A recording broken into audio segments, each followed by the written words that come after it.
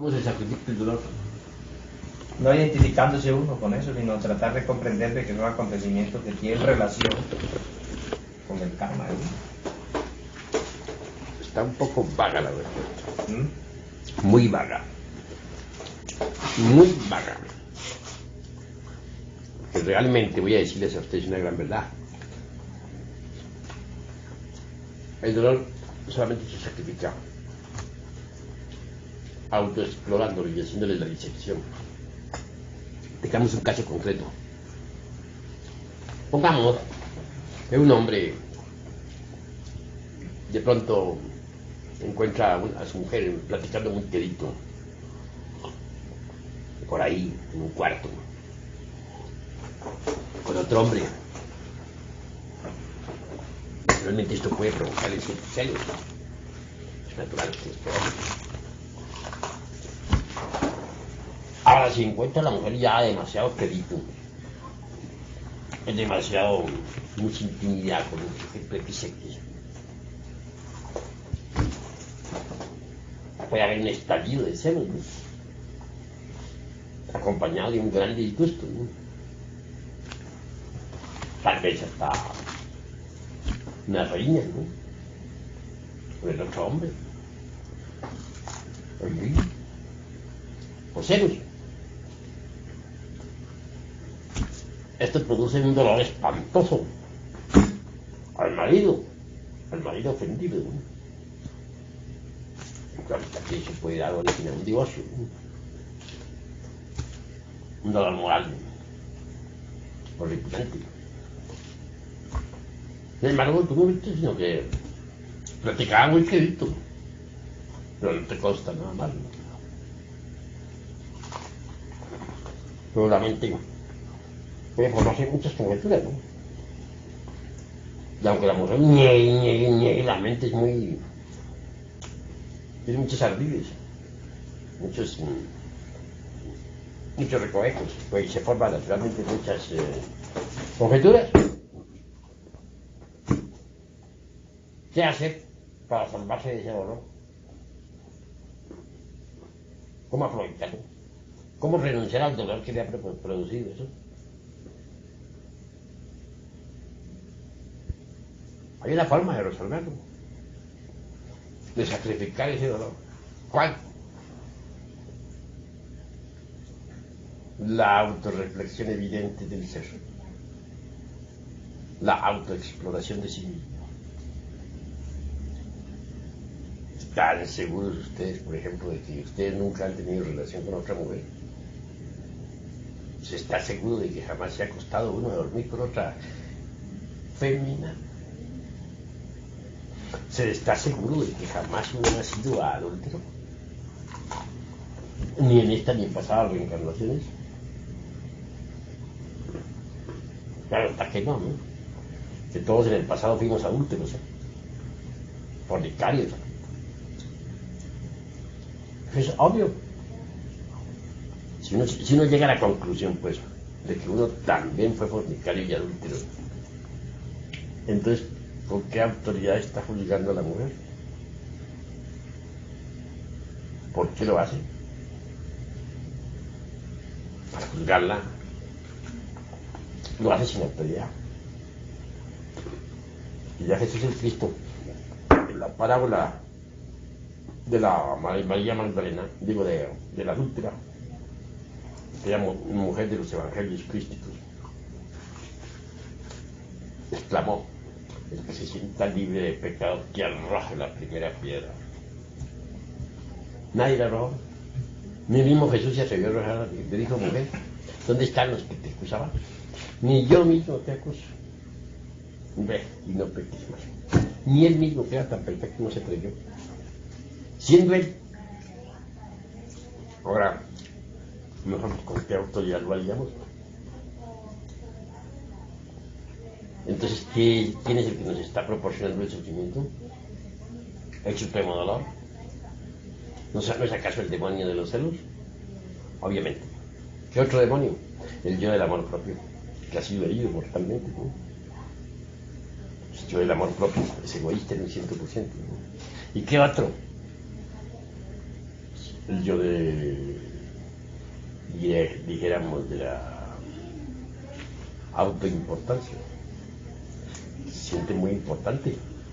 Ya, señor Don Fulano de tal, de esta mujer, venga aquí, con esa clase de conducta.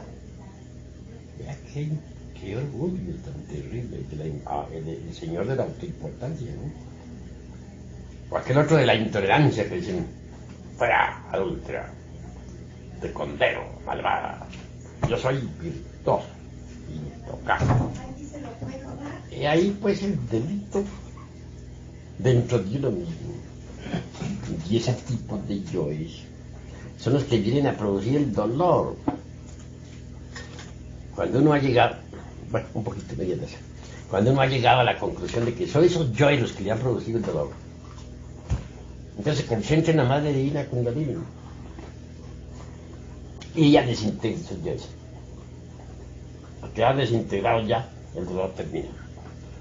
Al terminar el dolor queda la conciencia hecha, libre. Entonces, mediante el sacrificio del dolor, se ha aumentado la conciencia y se ha adquirido fortaleza. Mediante el sacrificio del dolor. Ahora, supongamos que no fueron unos simples celos, sino que fue más lejos, que sí hubo adulterio, la verdad. Entonces tendrá que venir, eso sí, un divorcio, porque eso lo autoriza la ley divina, ¿no? Pero en ese caso,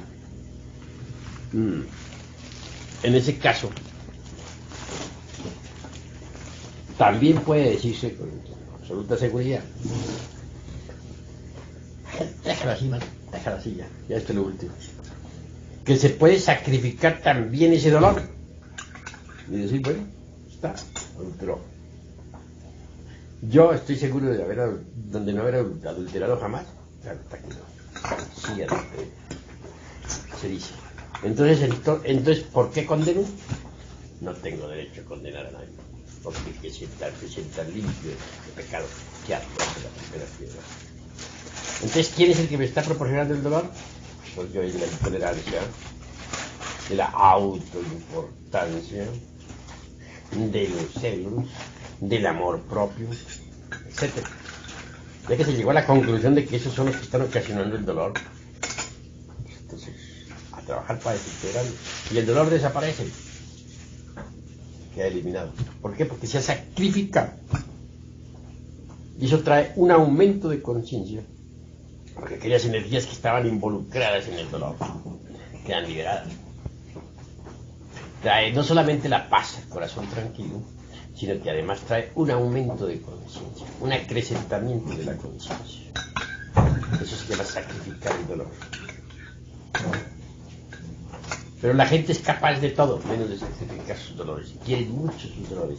Y resulta que los máximos dolores son los que les brindan a uno las mejores oportunidades para el despertar.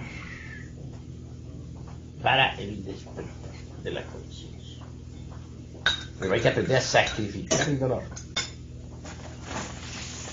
Y hay mucha clase de dolores.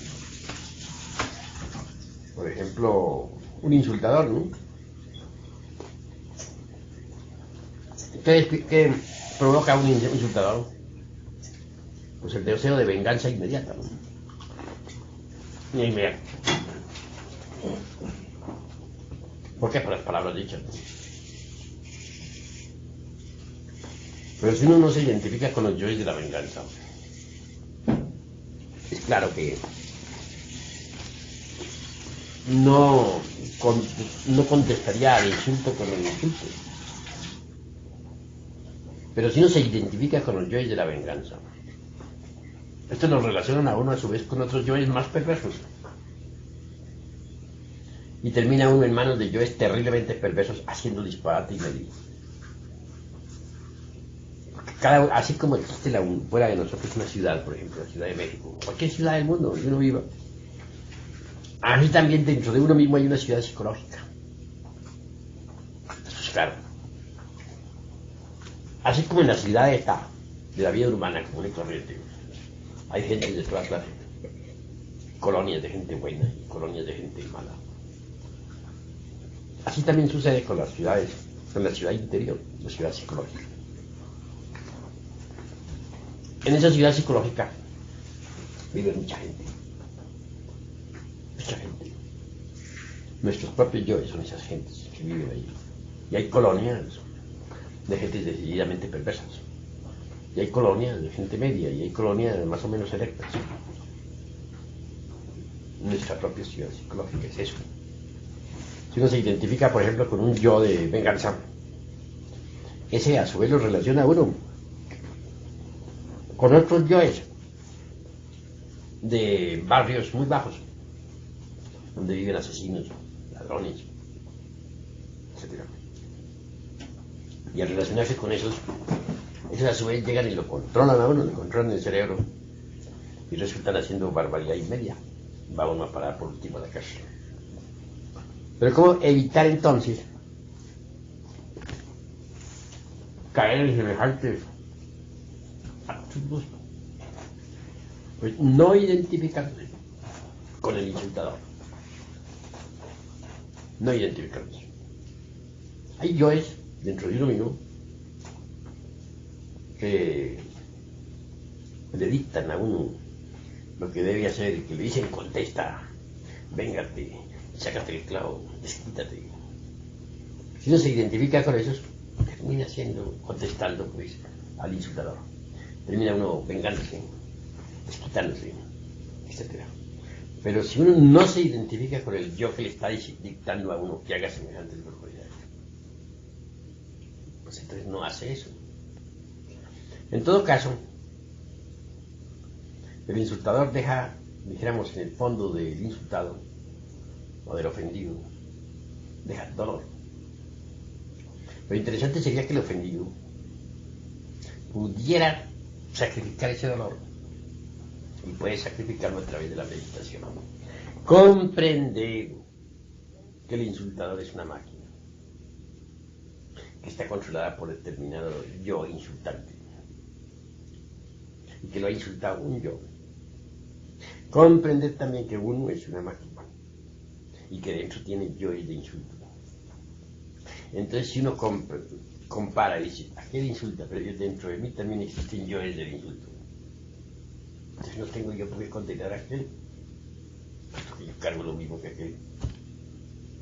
Si yo cargo dentro de mí también yoes de insulto, entonces no tengo por qué condenarlo. Además, ¿qué es lo que se ha herido en mí? Posiblemente el amor propio, posiblemente el orgullo. Bueno, entonces tengo que descubrir si fue el amor propio o si fue el orgullo o qué. Cuando uno ha descubierto quién fue el que se hirió, pues si fue el orgullo, pues a desintegrar el orgullo. Si fue el amor propio, pues a desintegrar el amor propio. Entonces da como resultado que al desintegrar eso, queda libre del dolor. Ha sacrificado el dolor. Y en su reemplazo ha nacido una virtud, la de la serenidad. Ha despertado aún más. Entonces, hay que tener en cuenta todos esos factores, aprender a sacrificar el dolor. La gente todo es capaz de sacrificar, menos el dolor. Quieren mucho sus propios sufrimientos. Los idolatran. He ahí el error. Aprender a sacrificar unos mismos dolores. Eso es lo interesante para poder despertar conciencia. Claro, no es cosa fácil. El trabajo es duro. Ir contra uno mismo es algo muy duro. No es muy dulce. Pero sí vale la pena ir uno contra uno mismo. Por los resultados que va a obtener. Es el despertar.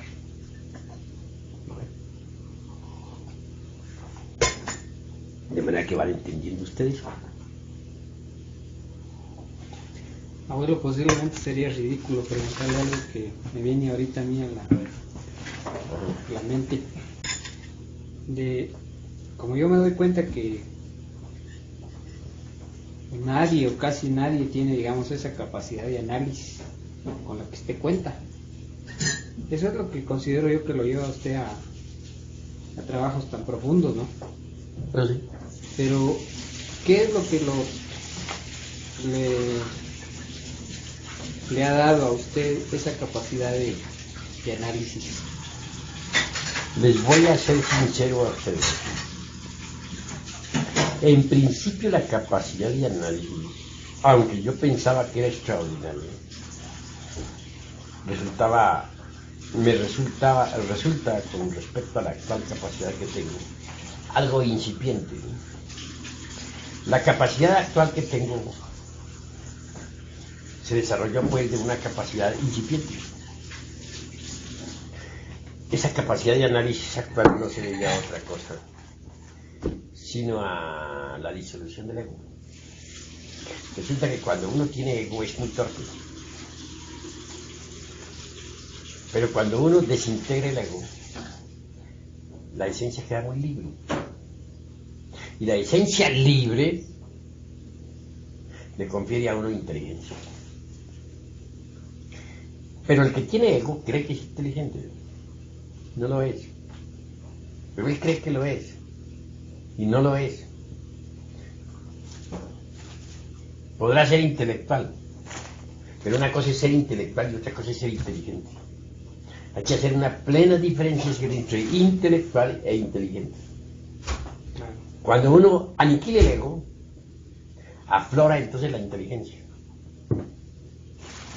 Pero de una forma natural, espontánea. Cuando uno no tiene ego, es inteligente. Pero cuando sí tiene ego, aunque se crea muy inteligente por el hecho de haber leído, de pertenecer a tal o cual escuela, o de ser un magnífico intelectual, no lo es. No es inteligente. Esa es la realidad de los hechos. Yo cuando tenía ego, pensaba que tenía una gran capacidad de análisis. Después de destruirlo el ego, he venido a comprender que en aquella época mi capacidad de análisis era incipiente. Pero yo creía que era gigantesca por el hecho de haber leído. Solo el tiempo me vino a demostrar que no era tan grandiosa como yo pensaba. Así que lo importante en la vida es tener esa capacidad de la autorreflexión evidente del ser. Pero esta aflora con la aniquilación del ego. Entonces puede uno ver las cosas más claras. Por eso es que hay 7 tipos de razonamiento. O 9 clases de razón. Entre todo me refiero a la razón objetiva. No a la razón subjetiva, sino a la objetiva. La razón objetiva es distinta a la objetiva. Porque la razón objetiva se fundamenta en la conciencia, ¿no? La conciencia, dijéramos, aporta los datos a la mente interior para que ésta pueda razonar. Y el desarrollo y esa capacidad de razonamiento de la mente interior es maravilloso, es formidable, porque solamente funciona con los resortes de la conciencia. Así que la mente interior, por ejemplo, tiene 7 grados de desarrollo, o 9 grados de desarrollo, no 7, 9. ¿Cómo podría saberse, por ejemplo, conocerse el grado de desarrollo de la razón objetiva o mente interior de las personas? Se conoce exclusivamente en los cuernos. ¿En qué? Los cuernos. Sí, señor. Le dicen cachos. Bueno, lo dicen por allá. Aquí estamos. De verdad que esos... Si en los cuernos aparecen, por ejemplo, un solo tridente, indica que es un grado de razón objetiva hasta ahora de primer grado. Pero si aparece 2 tridentes, esa persona está en el segundo grado de la razón objetiva.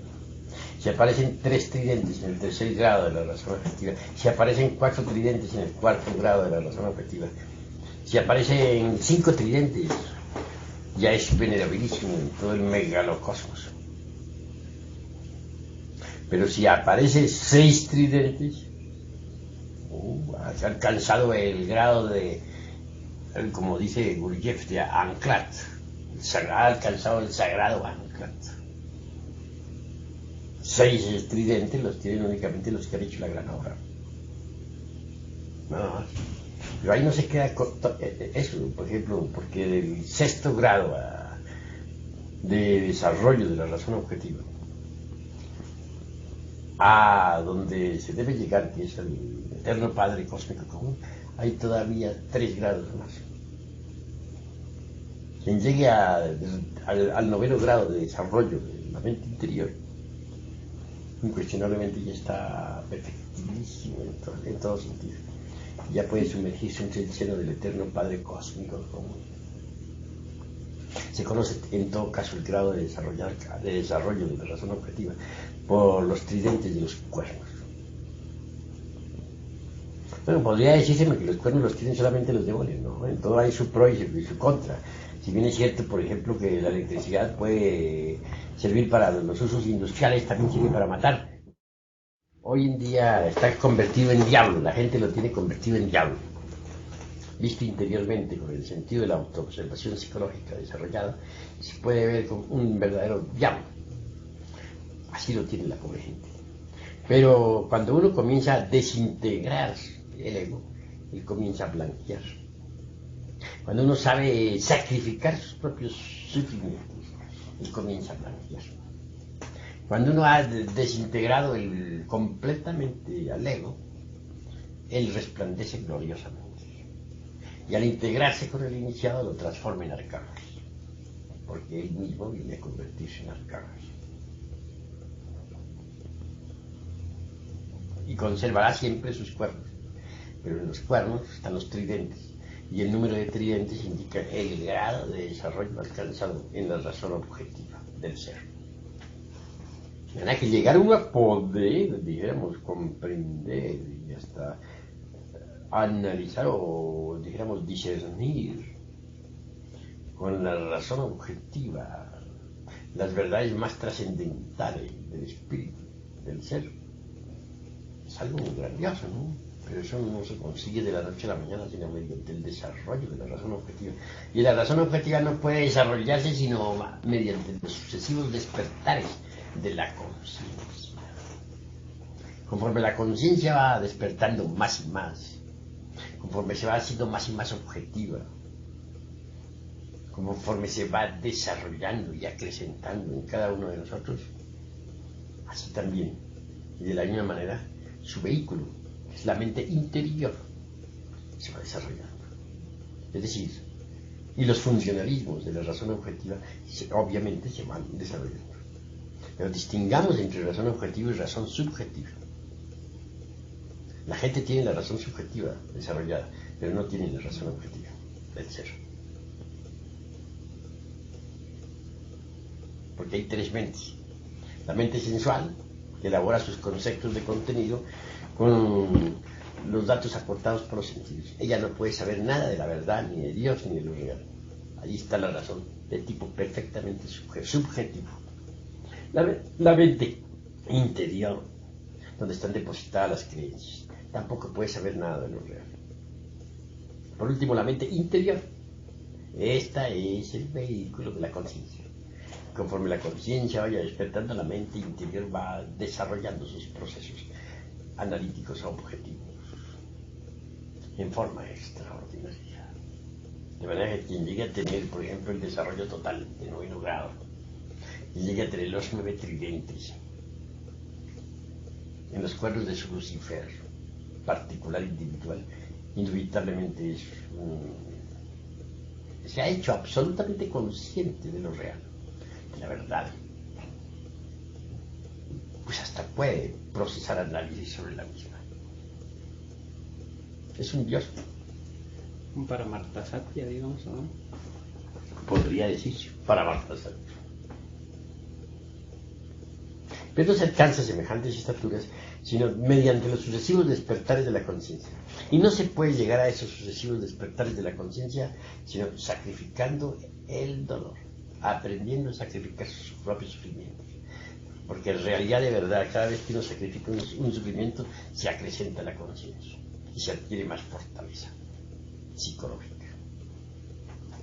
Eso está ya debidamente, dijéramos, evidenciado. De sacrificar el dolor. Esa es la clave más extraordinaria que hay para ir procesando despertares de la conciencia. Estos diversos despertares a su vez van, dijéramos, acrecentando el desarrollo o intensificando el desarrollo de la razón objetiva que pertenece, como ya dije, a la mente interior profunda. Por ese camino se llega a ir acrecentando la conciencia cada vez más. Y conforme uno va acrecentando la conciencia, va matando karma. Va matando. Si alguien, por ejemplo, se hace consciente del dolor que le produjo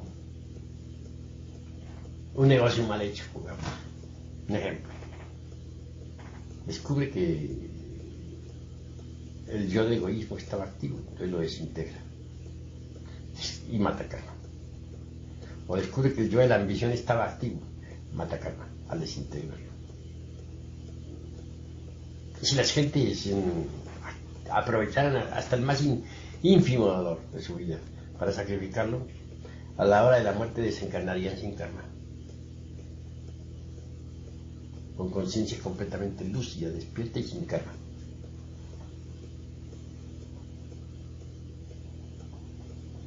Ahora, en la práctica hemos podido evidenciar que realmente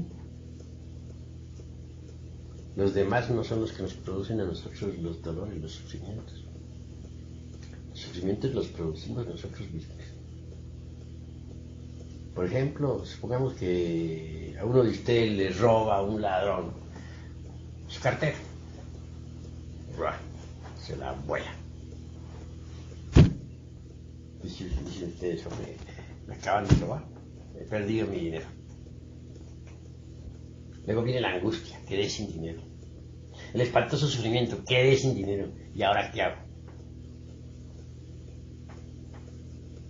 Pero vamos a ver, ¿el ladrón nos produjo el dolor? ¿O quién? Claro, ustedes dirían el ladrón.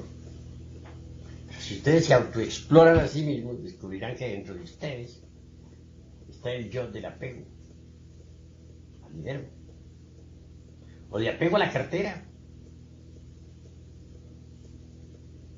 También puede estar el yo del temor, y que exclama, ¿y ahora qué haré sin dinero? De manera que está el yo del apego y el yo del temor. Eso produce angustia, esos yoes. Si viene la meditación y se sacrifica el dolor, si comprende uno que el dinero es pasajero, que las cosas materiales son vanas, ilusorias, si se hace consciente de esa verdad, si esa verdad no queda simplemente en el intelecto, sino que se queda en la conciencia, si llega uno a comprender que estaba pegado a su cartera y a su dinero,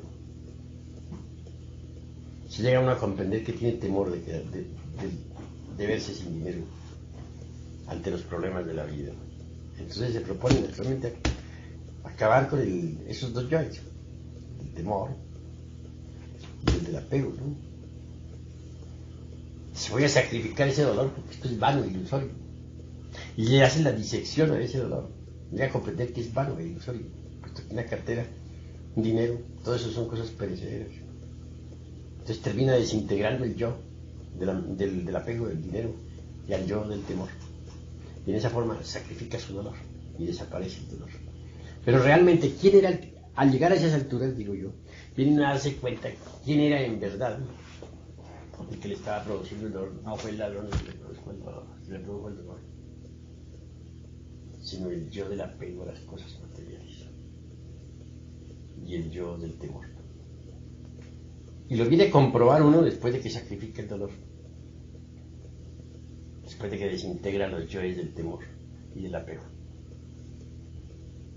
Lo viene a comprender porque el dolor desaparece, absolutamente. Entonces no fue el ladrón el que le ocasionó el dolor, las causas del dolor las lleva uno dentro de sí mismo. No fuera de sí mismo, sino dentro.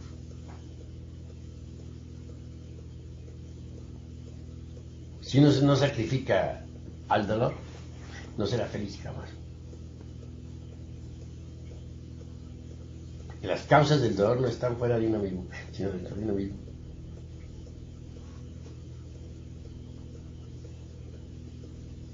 Yo he llegado a esas reflexiones.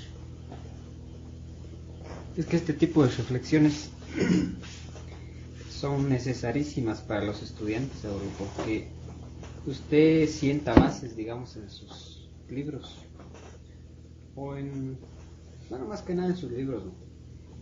Pero este aspecto de la tercera cámara, el psicológico, es de una ayuda espantosa para los estudiantes ahora. Claro. Porque ahí encuentran ellos, digamos, un apoyo hacia lo que son, digamos, los análisis de muchos aspectos que no del ego, que no puede uno penetrar en ellos por falta de capacidad. Yo por eso le veo tanta importancia al aspecto psicológico en la tercera cámara. Hoy me había gustado desarrollar el aspecto psicológico, pero como hubo un matrimonio, mi ser orientó todo hacia la alquimia, ¿no? Pero el aspecto psicológico es fundamental. Claro. Es fundamental. Y lo que más lo perjudica a uno es la identificación. Porque si un yo, por ejemplo, le dice a uno, véngate de aquel que me causó dolor, y le sugiere a uno la idea de vengarse, y uno se identifica con ese que está ahí sugiriendo esas ideas, pues termina al fin y al cabo vengándose. Ahora, ¿cómo se relacionan los yoes unos con otros? Piensen ustedes en una ciudad, la ciudad psicológica. Tiene, digamos, colonias donde vive gente sana y colonias donde vive gente perversa. Colonias donde vive gente sana y perversa y de todo un poco. Suburbios más o menos malos, suburbios regulares, etcétera, llenos de mucha gente. Todas esas personas que viven en esa ciudad psicológica que nosotros cargamos en nuestro interior son nuestros propios yoes. Son personas. Y esas personas, pues, aprovechan cualquier oportunidad para manifestarse a través de nosotros. Por ejemplo, si uno le pone mucho cuidado, por ejemplo, a un yo de venganza, entonces se identifica con él, se pierde en él y él en uno, y termina uno haciendo lo que él quiere, comete unos errores gravísimos que lo llevan a la cárcel. Esto se me parecería en el mundo físico, por ejemplo, al caso de una persona. En el mundo físico hay muchas personas. Supongamos que una persona cualquiera pudiera perderse en uno por un milagro de magia. Entonces resultaría uno haciendo las barbaridades que esa persona tiene en su mente, ¿no? Pues esto es algo semejante. Entonces, esas personas que viven en las ciudades psicológicas, pues son los yoes. Y si uno le pone mucho cuidado a un yo perverso, ese lo relaciona uno con habitantes de los barrios más perversos de la ciudad psicológica. Y esos otros los relaciona con otros perversos peores que viven en las distintas calles de la ciudad psicológica. Conclusión, termina uno haciendo barbaridades. De verdad que lo más grave que hay lo más grave que hay es identificarse con esos yoes. ¿Qué diríamos? Sería el colmo de los colmos, ¿no? Un ciudadano que va pasando por la calle y pudiera perderse en uno. Sería horrible, ¿no? Bueno, eso es lo que sucede con los yoes. Son ciudadanos que viven en la ciudad psicológica. De pronto resuelven perderse en uno para hacer barbaridades. Se establecen. Se establecen en uno en ellos y ellos en uno. Y resulta haciendo cosas incongruentes, diciendo y haciendo cosas incongruentes. Y dijéramos, el truco que ellos tienen para meterse dentro de uno, para perderse en uno, es precisamente la identificación. Esa es la cosa. Lo más grave es identificarse con con esa gente que vive en la ciudad psicológica. Es lo más grave. Bueno, vamos a acostarnos. Claro. Ahí quedó grabado todo en esa cinta para los que la escuchan. Claro, abuelo, es maravilloso todo esto. En aprender a sacrificar nuestros propios sufrimientos. Esa es la clave, ¿no, abuelo? Claro, provocar despertares formidables. Sacrificar los propios sufrimientos. Sacrificar los propios sufrimientos. Eso, y la gente no está dispuesta a sacrificar eso, los quieren demasiado. Pues si uno lo sacrifique, ¡pam! Los despertares, miren los despertares. Seguido. Es decir, a través del dolor, ¿no?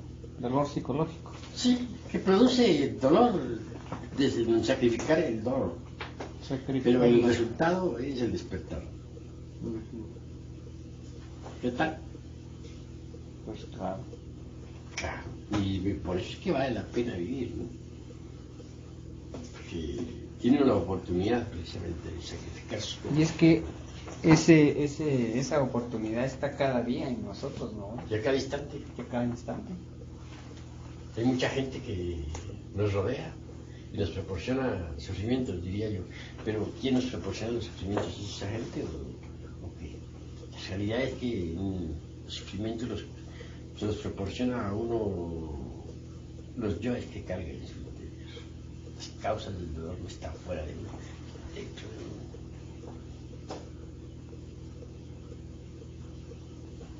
Esa es la realidad.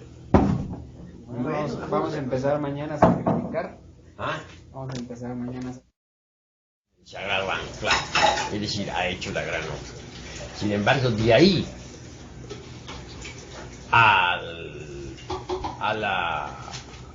dijéramos, al seno del Eterno Padre Cósmico Común, que es el absoluto, el omnimisericordioso, hay que pasar por 3 grados más de perfeccionamiento de la razón objetiva, lo que significa hacerse consciente totalmente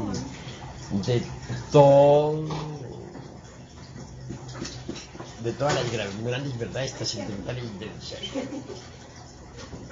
La verdad que el que se sumerge ya en el seno del Eterno Padre Cósmico como llevó su razonamiento objetivo a la perfección absoluta, ¿no? Y se hizo consciente totalmente de la divinidad, puede verbalizarla totalmente. Y una capacidad de omnisciencia única, ¿no? Porque una cosa es la verdad in abstracto y otra cosa es la verdad ya perfectamente entendida, comprendida y hasta verbalizada a través de la razón objetiva. Ahí la diferencia.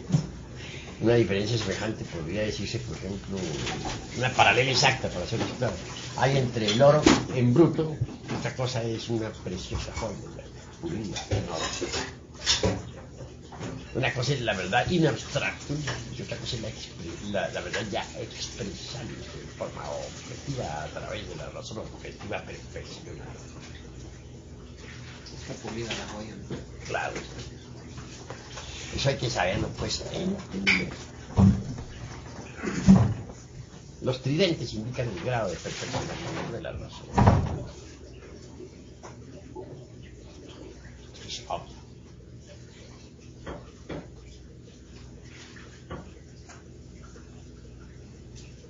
En todo caso, pues, la base del perfeccionamiento de la razón objetiva estriba, pues, en que se esté más o menos muerto.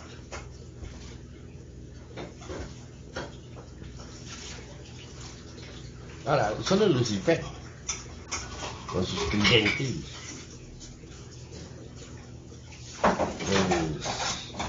puede indicarnos con exactitud el camino. ¿Por qué? Porque sencillamente es una gran verdad. Pero es el que da el impulso del material para la gran obra. El Chirister Lucifer desciende en nuestros propios infiernos atómicos para servirnos de escalera, para subir. Y ahí lo grande del Chirister Lucifer.